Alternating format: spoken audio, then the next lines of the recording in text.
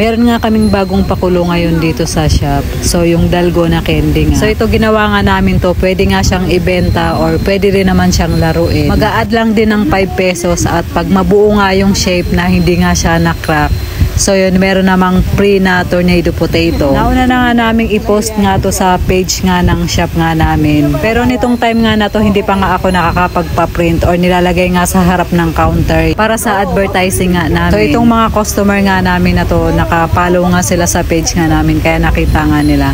So yun, tinanong nga nila ako kung available na daw ba yung dalgona. Dahil gusto daw nga nilang mag-avail at gusto rin nilang laruin. Sabi nga nila sa akin, ate wala bang punishment to kapag ka natalo kami? Natatawa na lang nga ako, sabi ko nga sa kanila kapag ka nanalo nga sila dyan or hindi nga nila makrack yung shape, meron nga silang free na tornado potato. At huwag nga silang mag-alala kasi wala namang babaril sa kanila. At talagang sineryoso naman nila yung dalgona candy na mabuo nga yung shape. Pero sa tingin ko hindi naman to about dun sa free na makukuha nilang tornado potato kapag ka na buo nga nila yung shape.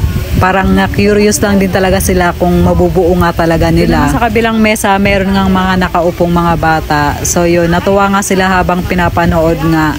Then sabi nga nila sa akin, pabili rin nga daw sila. Gusto din nga nilang maglaro. So itong game nga na to, pinapabunot nga namin sila kung anong shape yung makukuha nila. So hindi kami yung nagde-decide kung ano yung shape na ibibigay namin sa kanila. Para at least walang sisihan kung ano nga yung makuha nga nila.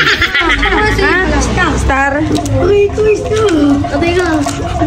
Dali lang ito kay. Ito, may isa pang star, oh. Ito to yung mag-iikli. Sino mo ilalim ba?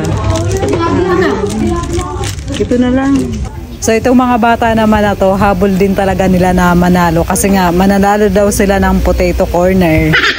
Kaya inulit ko nga sa kanila ulit na hindi potato corner yung mapapanalunan, kundi tornado potato. Nung time nga na to, maulan nga at wala pa nga kaming masyadong customer. Kaya nakatutok nga ako sa kanila dito para nga mabidyohan nga sila. Tuwang-tuwa din nga ako habang pinapanood nga sila. Pati nga yung mga ibang customer na nasa kabilang mesa, nanonood na nga lang nga din sa kanila habang nakangiti. Ano kay Teya, oh. Saan ko rin, malapit na maubos.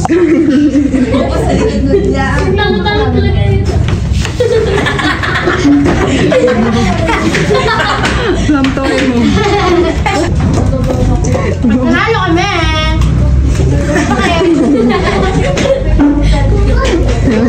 Isa-isa niya na naman. Alam, malapit na yung kanya, oh.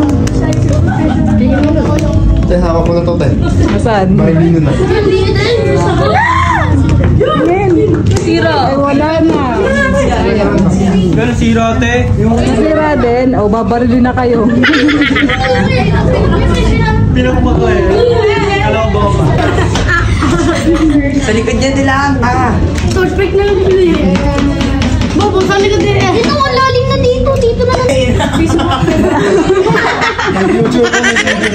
Oh, may future talaga yan. 456 yata.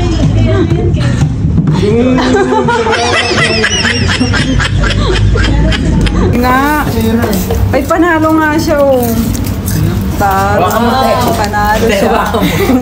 Ayoko nga, puro laway yan. Sige, wait lang, pagluluto.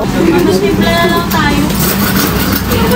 Meron ngang nakabuo nga na hindi nga nasira nga yung shape kaya yun, nagkaroon nga siya ng free na tornado potato. At yung isa nga sa mga kasama nga niya dito, nagtry din dito sa may balance nga ng piso dito sa may lemon at nanalo din nga sila ng isang free drinks. Sabi nga niya, ibibigay daw nga niya sa nanay nga niya yung nakuha niyang free na drinks nga dito.